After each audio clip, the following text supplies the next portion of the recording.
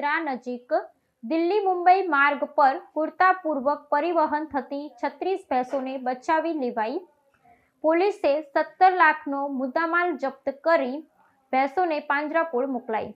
વડોદરા નજીક દિલ્હી મુંબઈ રાષ્ટ્રીય ધોરીમાર્ગ પર પશુઓની કુર્તાપૂર્વક હેરાફેરીનો એક ગંભીર કિસ્સો સામે આવ્યો છે।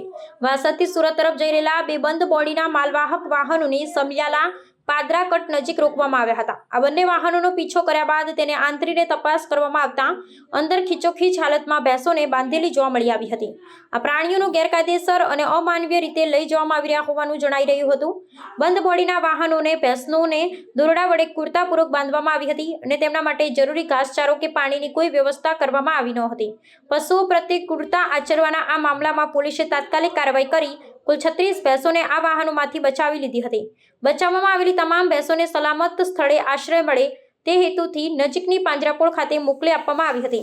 પોલીસને આ બનાવ સંદર્ભે 3 વ્યક્તિઓની અટકાયત પણ કરી છે। પોલીસે ગેરકાયદેસર હેરાફેરીમાં વપરાયેલા વાહનો અન્ય સામાન સહિત કુલ ₹17 લાખનો મુદ્દામાલ જપ્ત કર્યો છે। હાલ પોલીસે આરોપી વિરુદ્ધ પશુઓ પ્રત્યેની ક્રૂરતા નિવારણ કાયદા હેઠળ ગુનો નોંધી આગળની કાયદેસરની તપાસ હાથ ધરી છે। પશુ અધિકાર કાર્યકરોએ પોલીસે લીધેલા સમયસરના પગલાંને આવકાર્યા છે ને આવી ક્રૂરતા આચરનારાઓ સામે કડક કાર્યવાહી કરવાની માંગ કરી છે।